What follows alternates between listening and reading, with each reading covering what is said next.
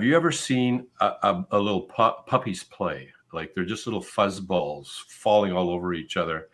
You have to smile. I can't help myself but smile. Okay, but this is part of the way God created this situation with these fuzzy little puppies.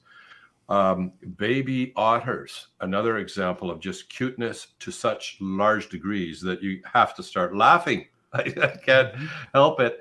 And I start thinking about, okay, the creator of the universe is not just stoic and stern. The creator of the universe, he is the origin of cuteness, like the things that we look that are cute, the origin of happiness. In fact, one of my favorite verses, I always hesitate to say favorite verses because then it implies that, there might be other verses that aren't so great, and they're all good. But one that I really like is in James chapter 1, verse 17. It says, every good thing given and every perfect gift is from above, coming down from the Father of lights, with whom there is no shifting shadow. Now let's think about this concept of every good thing given, every perfect gift. So every good thing given, the exhilaration you feel skiing down a mountainside, or just the laughter you experience in watching fuzzy puppies wrestling with each other.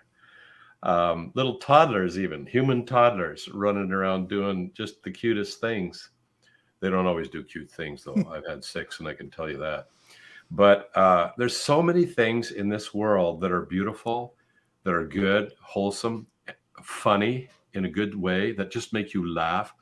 I cannot imagine the creator of the universe who became a man, because it does say that Jesus has created all things, and apart from him, nothing that has been created has been created. So he actually was and is the creator of the world. I can't even imagine him going through life. I'm sure I'm sure he enjoyed himself sometimes. I know that not all the time, obviously, but hanging out with his disciples, I bet there was good jokes cracked. I bet they laughed together. And why? Because God has created us with that ability. So if God has created us with the ability to laugh and feel exhilaration and joy, then I have to conclude that fun is part of the way he's designed us to be. The real question is, when is it right, wrong? Where's the crossover point?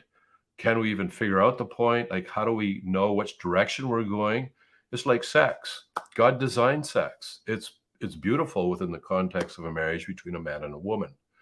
But in this world today, oh, like it's been horribly corrupted. And the online world of corrupted sex is really quite discouraging.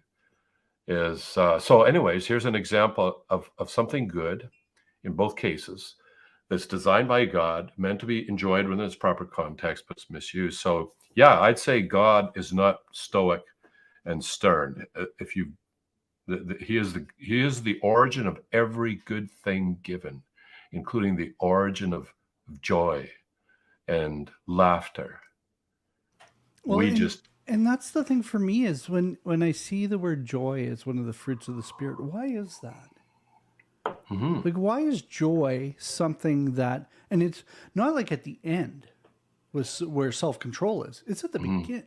It's like love, joy, Yeah, yeah. and it seems to me that, and I'm not saying that happiness and joy are the same, Mhm. but there is the emotion within joy is good. And there's nothing like beating somebody at Monopoly that gives me joy. Okay, well, Boy, let's it's get into been a something. long time since I played Monopoly. It moves way too slow for me, which is probably a problem, that I've been used to other fast-paced things. But yeah, why? That's an excellent point, Sheldon. Part of the working of God within the person who follows him through the Holy Spirit is to produce this joy.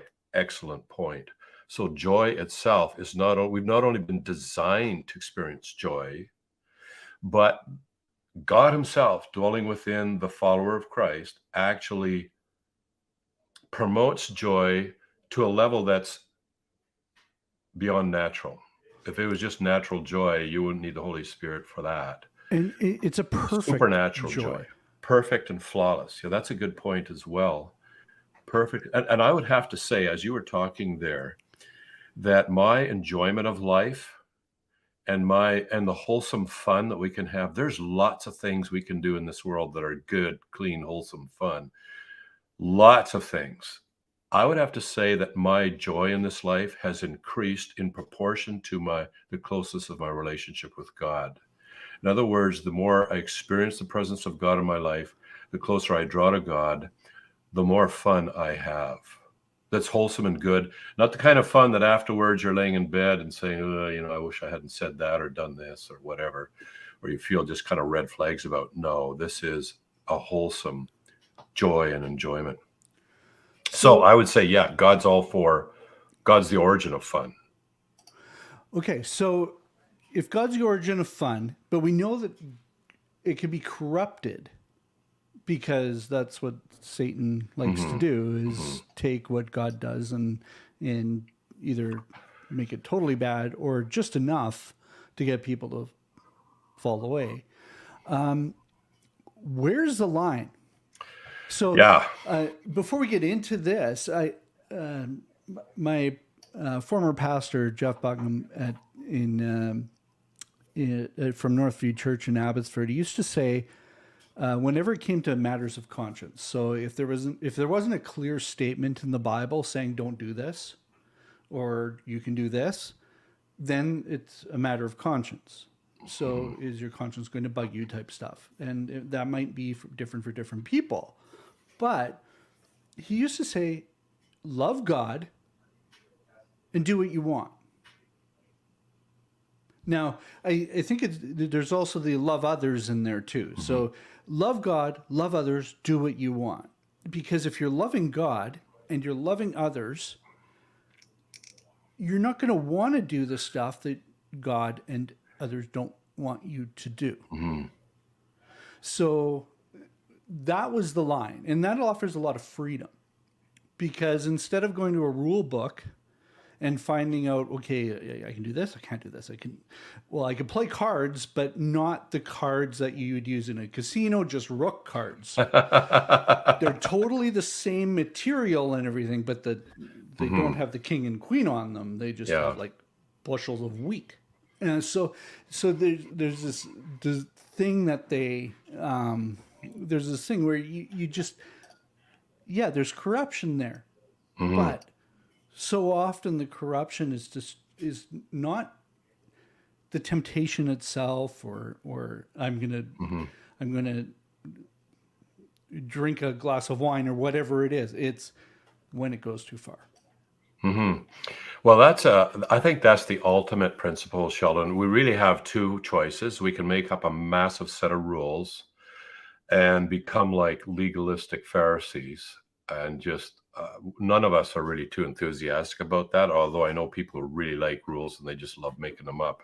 But I think it's because they feel secure about having clearly defined tracks to run on. But that's not the Christian life. That God has not want us. If he just wanted us to be like robots, he would have designed us that way.